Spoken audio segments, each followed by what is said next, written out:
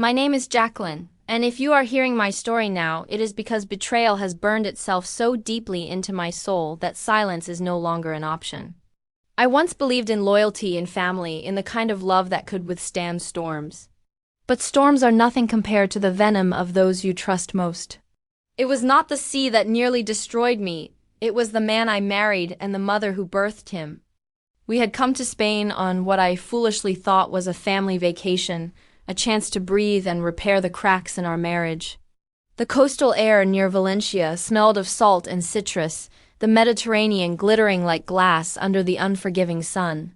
I remember feeling a strange unease even then, as though the land itself was whispering warnings I refused to hear. I was blinded by the hope that David and I could find our way back to the man and woman we once were. And yet, deep down, I think part of me knew the truth. Teresa had always wanted me gone. She was not content to share her son's loyalty, not even with his own wife, not even with his own daughter. The boat trip began innocently enough. David had rented a small yacht for the day, its white sails sharp against the endless blue. Clara, our daughter, clutched her stuffed rabbit as she skipped across the deck, laughing in the sunlight. My heart swelled with love for her. She was the only untainted piece of my life, my reason for breathing.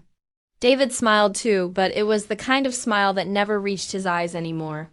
He had been cold to me for months, his silences heavy, his glances avoiding. And Teresa, his mother, sat near the bow with her oversized hat and smug face, her gaze darting to me like a predator stalking prey. I should have known. God help me, I should have known. When the boat slowed near a rocky, barren island, I was confused. David said something about exploring, about stretching our legs. Teresa chimed in sweetly, too sweetly, urging me to take Clara ashore and see the cliffs. I didn't sense the trap until it was too late. We climbed down, my daughter's small hand in mine, our feet crunching against sharp stone. And then, as I turned back to wave at David, the yacht began to drift away. At first I laughed, thinking it a mistake, thinking he was circling back. But the truth revealed itself in one brutal instant. He did not look back at me, he did not call out. He stood on the deck, rigid, staring ahead as though I were nothing. Teresa stood beside him, her lips curled into that hateful, triumphant smile. And in her eyes I saw the satisfaction of victory. My heart seized with panic. I screamed, my voice raw against the crashing surf. David, you can't leave us! Clara is here, your daughter is here, but nothing. He turned his back. I clutched Clara to my chest as she began to sob. The yacht grew smaller and smaller, its sails pulling it toward the horizon, until it vanished into the endless blue. The silence that followed was worse than any scream, worse than any storm. I was abandoned, discarded like a piece of rotten fruit left to rot on a deserted island with my daughter. For hours I paced the rocky shore, searching for any sign of rescue. Clara's tears soaked my blouse as I held her close, whispering lies of comfort. It's a mistake, I told her. He'll come back, he has to. But inside me the truth settled like a dagger. He would not return. My husband had chosen his mother over me. No, he had chosen her over his own child. The betrayal tasted of bile, of something rotten I could never spit out. As the sun sank and shadows stretched across the barren landscape, despair clawed at me. There was little on that island, no shelter, no food, only jagged cliffs and a few twisted trees that groaned in the wind. My throat burned with thirst. Clara clung to me, her body trembling.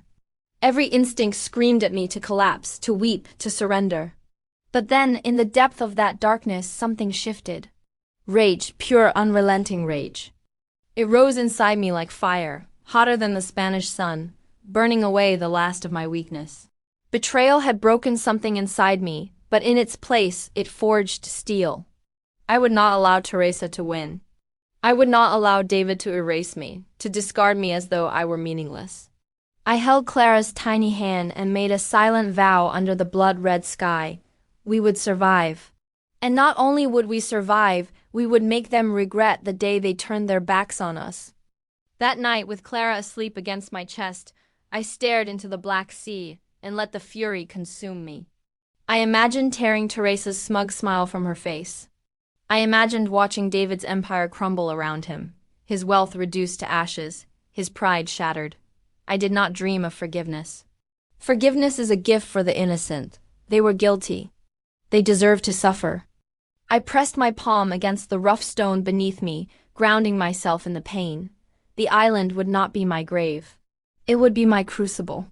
My enemies had unknowingly gifted me the greatest weapon: purpose, revenge. The hunger for it kept me alive. Sharper than hunger for food, stronger than thirst for water. Every heartbeat whispered the same promise: they will pay. By morning, I no longer felt like the woman who had boarded that yacht. Jacqueline the wife was gone. Jacqueline the abandoned fool was gone. In her place stood someone harder, someone who would not be broken again. Clara stirred in my arms, her innocent face streaked with dried tears, and I kissed her forehead. "We'll get out of here, my love," I whispered. "And when we do, they will regret the day they tried to erase us." The waves crashed like applause against the cliffs, as though the sea itself agreed with my vow. That was the day my old life ended, and the war for vengeance began. The first night on that cursed island nearly killed us. Clara cried herself to sleep, her little body curled against mine as the wind whipped across the cliffs. The ground was hard and jagged, cutting into my skin, and the salt spray stung every wound. I tried to shield her with my arms, but she trembled anyway. I had never felt so helpless, yet I could not let her see the cracks in me. I whispered promises I wasn't sure I could keep, telling her we would be safe soon, that someone would come. But inside, my heart knew better. No one was looking for us. David had made sure of that. By the second day, hunger clawed at my belly, sharp and merciless. My throat was dry, my lips split and bleeding from thirst. But I could not afford despair. I forced myself to scour the island, scraping my hands on sharp stone as I searched. When I found shallow pools of rainwater trapped in rock crevices, I nearly wept. It was warm, dirty, barely enough to wet our lips, but it kept us alive. Later, I discovered thorny bushes bearing tiny, sour fruits. They were bitter, the kind that scraped the throat as you swallowed, but Clara ate them with gratitude in her eyes. Seeing her eat ignited something in me, fury not at the fruit's bitterness, but at the fact that my daughter was reduced to this, while her father feasted in Madrid with his beloved mother.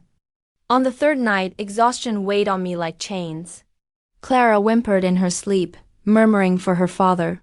The sound gutted me, but I steeled myself. David was dead to me. He had chosen his mother Teresa over us.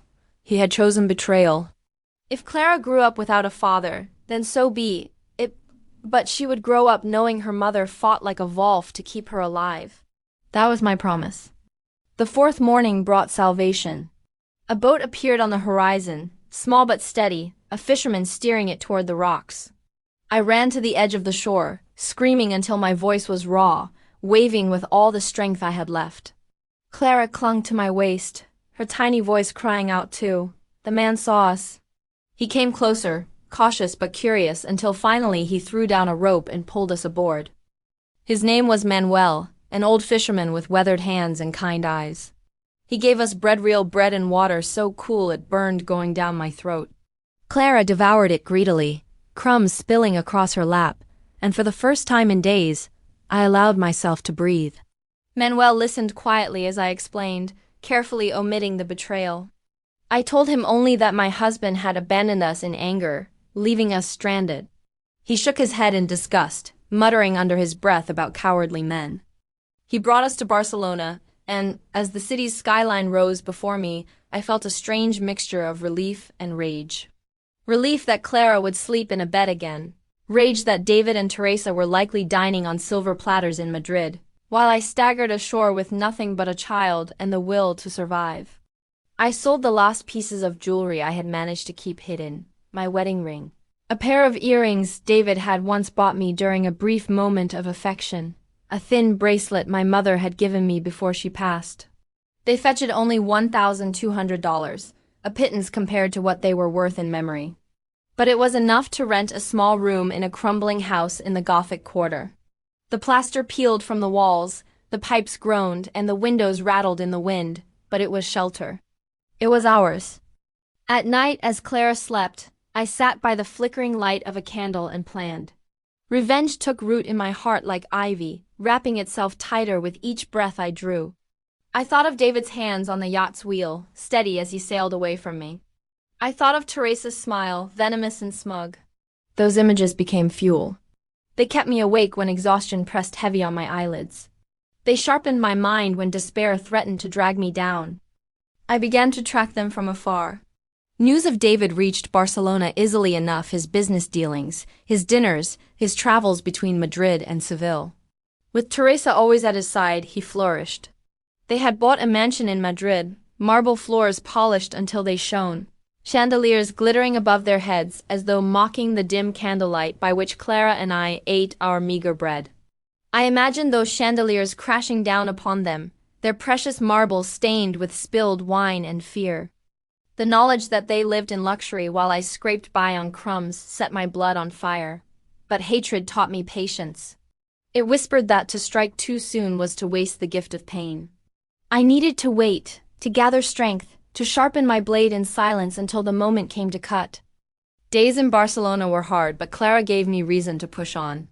I found work cleaning rooms in a small inn, the kind frequented by weary travelers and drunk sailors. The wages were pitiful, but every coin mattered. I saved each dollar as though it were a weapon I would one day wield against my enemies. I ate sparingly, letting Clara have the larger share. Hunger became familiar, a companion I no longer feared. I wore my suffering like armor, knowing it made me harder, stronger. Sometimes, when the nights were especially cold, I would walk the streets of the Gothic quarter after putting Clara to bed, listening to the whispers of the city. I watched the wealthy pass by in their fine coats, their pockets heavy with money, their laughter echoing through narrow alleys. I memorized their arrogance. It reminded me of David, it reminded me of Teresa. And each time I clenched my fists and promised myself their downfall. I no longer dreamed of reconciliation. That part of me had died on the island. Now I dreamed only of vengeance. I dreamed of Teresa's voice breaking as she begged for mercy she would never receive.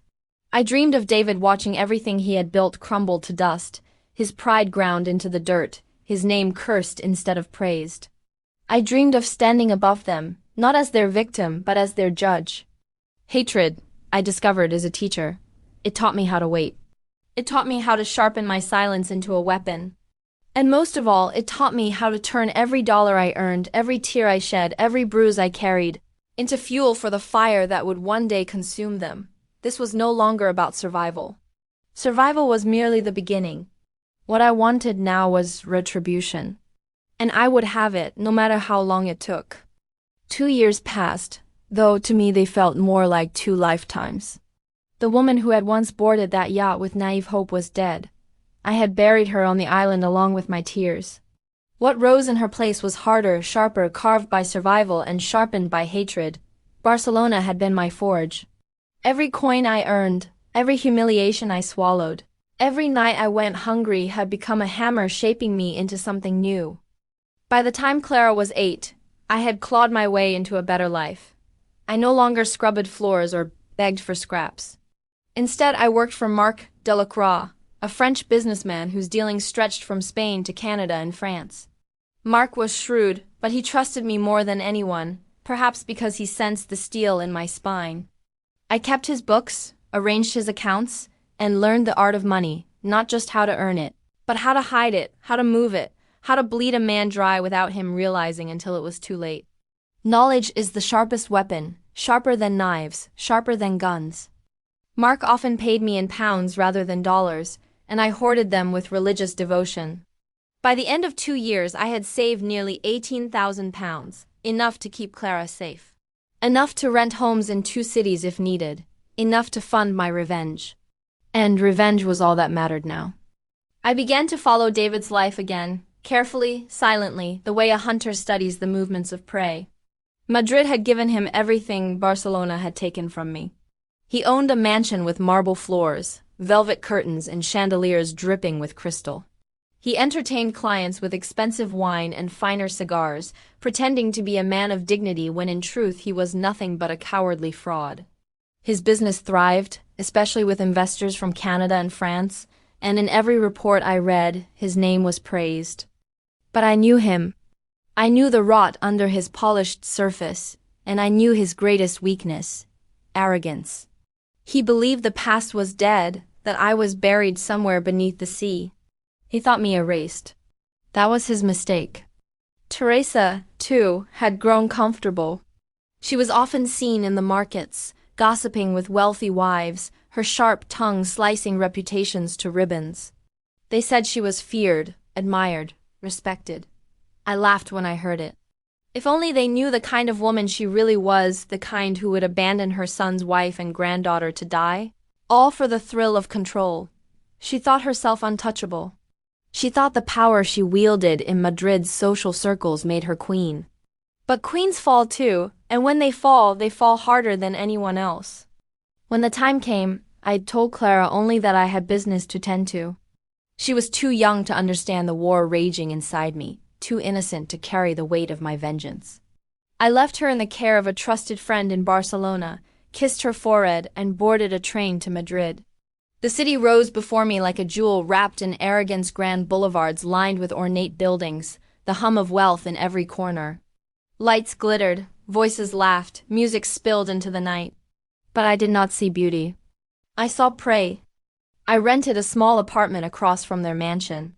From my window, I could see the glow of their dining room, hear faint echoes of their laughter carried by the evening air. I would sit in the darkness, watching them through the glass, my chest tight with fury. There they were, feasting like royalty, while Clara and I had once chewed bitter fruit on a barren island.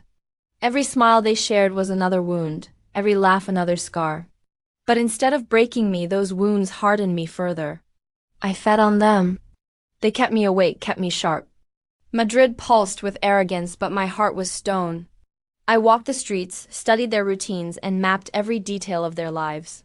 David left the mansion early each morning, often to meet business partners in the grand cafes of the city. Teresa spent her afternoons at the markets or in parlors with her circle of sycophants. I took notes, memorized patterns, and began to weave my plan.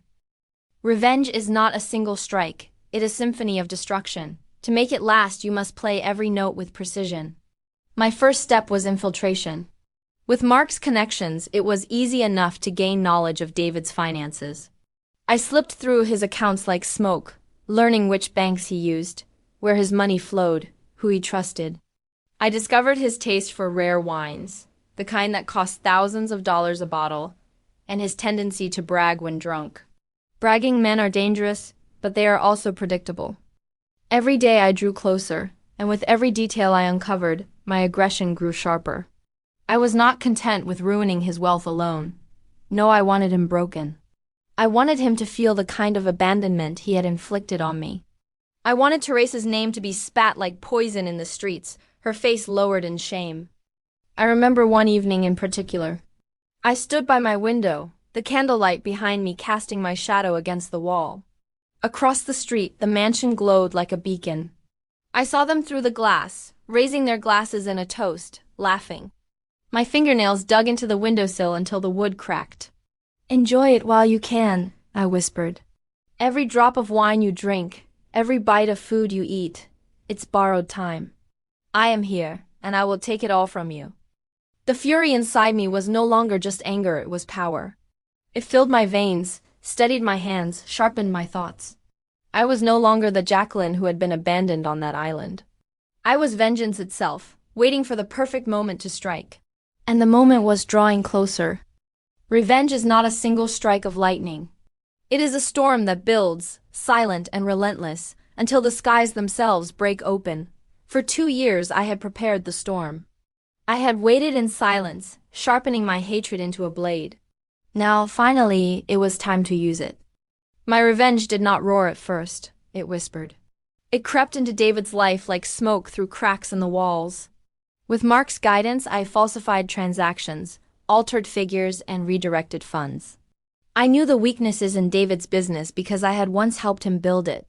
I turned that knowledge into poison. A transfer here, a missing document there, whispers about unreliable shipments, rumors of embezzlement. I planted seeds everywhere. In business, reputation is worth more than money. Within 6 months, his clients began to hesitate. Investors pulled out. Creditors circled like vultures. David, who once walked Madrid like a king, now staggered under the weight of debts he didn't understand. But financial ruin was only the beginning. I wanted him stripped of dignity. I wanted him to feel the heat of shame burning his skin the way I had felt the sun scorch me on that island. For Teresa, I crafted a different torment. I paid a servant in her household to spread rumors, carefully chosen lies designed to pierce her pride. Gossip spreads faster than wildfire in Madrid's high society, and soon her name was on every tongue. They whispered of cruelty, of infidelity, of scandal. The same women who once bowed to her began to turn their backs. Invitations dried up. Eyes that once admired now judged. Teresa's proud shoulders sagged beneath the invisible weight of humiliation. She could not fight whispers, could not duel shadows. That was my design.